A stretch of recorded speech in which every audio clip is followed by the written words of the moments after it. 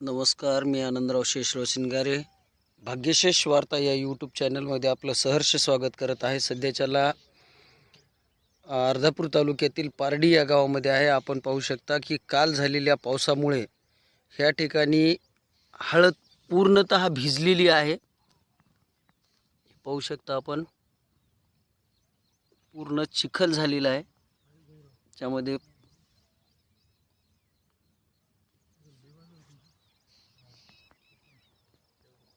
ही पूर्ण हळद कालच्या पावसामुळे भिजलेली आहे.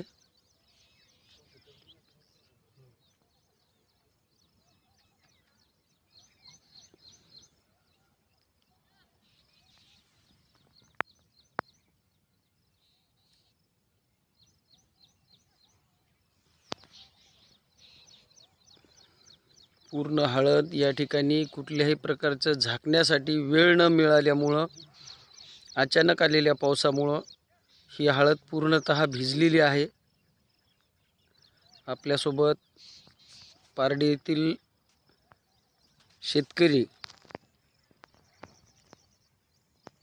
सोबत आहेत. आपण जाणून घेऊया त्यांच्याकडून प्रतिक्रिया. राम राम. राम राम.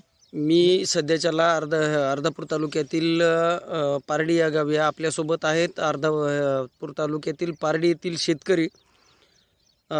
सर, आपल्या जे शेतामध्ये जे कालच्या पावसामुळे जे नुकसान झालेलं आहे ते किती प्रमाणामध्ये झालं असेल, आणि ह्यासाठी शासनानं का तुम्हास व इतर शेतकऱ्यांना ज्यांचं नुकसान झालेलं आहे यांच्यासाठी काय केलं पाहिजे याच्या बाबतीमध्ये माहिती मिळावी आम्हाला. मी विठ्ठलराव नारायणराव देशमुख, पारडी मक्ता, तालुका अर्धापूर, जिल्हा नांदेड येथील शेतकरी असून आमची एकत्रित कुटुंबामध्ये आमच्या 2 भावाचं एकत्रित कुटुंब आहे. 10 एकर हळद आहे. 10 एकर हळद ही सर्व शिजून टाकलेली आहे. आणि काल अचानक पाऊस आला. एवढ्याला झाकणं आणि हे करणं हे होऊ शकत नाही. आणि अवकाळी याच्यामुळं तर निसर्गाला काही कोणी हात धरू शकत नाही निसर्गाचा. पण शासनाचे सर्व जे कायदे आहेत ते शेतकऱ्याच्या विरोध आहेत. शेतकरी जगला पाहिजे असं शासनाचं धोरण नाही. शेतकरी मेला पाहिजे असं शासनाचं धोरण आहे. ते शासन कोणतंही असो, मग हे पक्ष ते पक्ष नाही.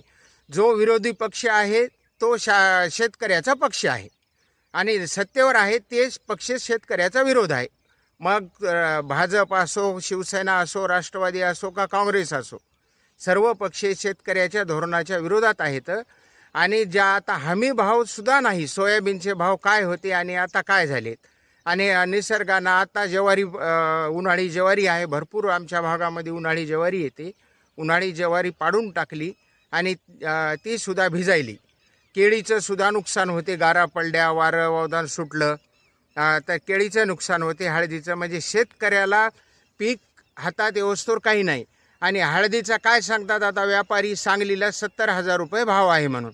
70,000 रुपये हळद कोण, ज्याने शेतकऱ्याची नेल्याच्या नंतर सध्याला अगोदर तर 5 आणि 6,000 गेले वर्षी. आज काय झालं, आता भाव आहे तर आज 15-16,000 शेतकऱ्याला भाव मिळाला. आणि सांगतात इकडं सर्व मीडियावर याच्यावर किस्से. आणि हे काय करतात, शासनाचं धोरण ठरवणारे एसीमध्ये बसतात आणि सांगतात. मग हे न्यूज बघतात की 70,000 सांगलीला रेट झाला. 70,000 कोण घेते. आमची 70 घेण्यापेक्षा आज उद्या पूर्ण आमच्या गावातली हळद, 500 क्विंटल हळद आम्ही एका व्यापाऱ्याला देऊ शकतो. 20,000 घेऊ द्या. आमची 70,000 तर गेलो कुठं. पण हे धोरण ठरविणारे जे आहेत, जे नियोजन आयोग करतात, यांचंच धोरण योग्य नाही. शेतकरी मेला पाहिजे असं आहे. बरं, प्रत्येक वेळेस असं होतं की काही निवडक हळद निवडून जे काही भाव मोठ्या प्रमाणामध्ये लागतात, जसं आता तुम्ही सांगलीचं उदाहरण दिलं की 70,000 रुपये भाव लागतो आणि नंतर मग शेतकऱ्याचा नंबर येतो. त्यावेळेस त्या शेतकऱ्याला 8,000, 10,000, 15,000च्या आतमध्येच त्यांची हळद घेतली जाते. हे जे असे जे समजा हळदीच्या बाबतीत असतील किंवा इतर पिकाच्या बाबतीत मोठ्या प्रमाणामध्ये एकच दिवस आणि काही शेतकऱ्यांसाठीच भाव लावला जातो, ह्यांच्या संदर्भामध्ये सरकारनं काही कार्यवाही करायला पाहिजे का? हां, या संदर्भामध्ये हे सर्व जे आहे ते व्यापाऱ्याचं आहे. व्यापारी काय करतात, त्यांचीच हळद आणतात, एखाद्या कोणत्यातरी शेतकऱ्याच्या नावानं टाकायची. तिचं बीट करायचं तेवढं, आणि ती हळद व्यापाऱ्याचं हे धोरण म्हणजे निर्यातीसाठी त्यांना तिकडं निर्यात पाठवायला हे भाव आहे, आमच्या भारतामध्ये हे भाव आहे, हे भाव सांगण्यासाठी हे व्यापाऱ्याचं सगळं षडयंत्र आहे हे करण्याचं जे आहे ते या भावाचं. ह्यासाठी ह्यावर शासनानं काही उपाययोजना केल्या पाहिजे. शासनानं उपाययोजना करून शासन काय करणार? हमी भावानं आम्ही करतो म्हणते, नाफेडनं खरेदी करतात, हे करतात, खरेदीच करीत नाहीत नाफेडची. आज हमी भाव आहेत एक आणि खरेदी नाही.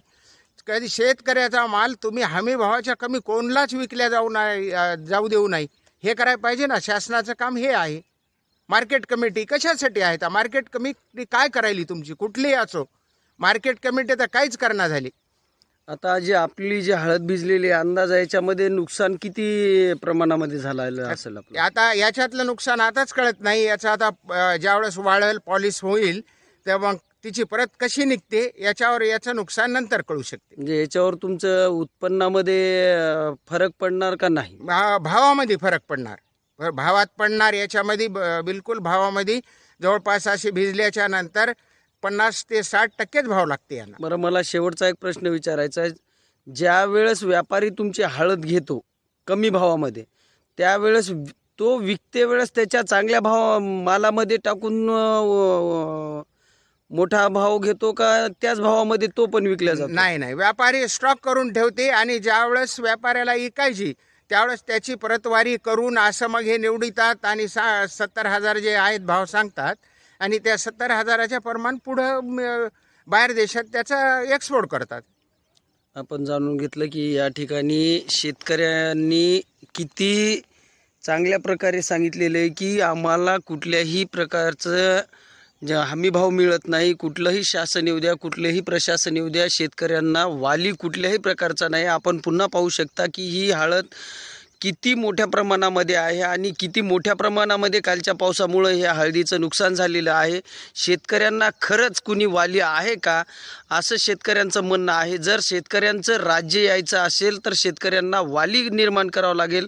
मार्केट कमिटी असूनही मार्केट कमिटीमार्फत शेतकऱ्यांना आत्तापर्यंत कुणीही भाव दिलेला नाही, कुणीही व्हॅल्यू दिलेलं नाही. पुन्हा पाहू शकता आपण ही शेतीमध्ये हळदीमध्ये कशा पद्धतीची ही माती झालेली आहे, हे चिखलमध्ये झालेलं आहे सगळं काही, हे पाहू शकता आपण चांगल्या प्रकारे.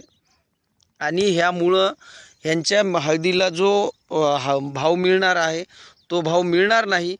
मी इथेच थांबतो. आपण भाग्यशेष वार्ता या यूट्यूब चॅनलला लाईक करा, शेअर करा आणि सबस्क्राईब करायला विसरू नका. जय हिंद, जय महाराष्ट्र.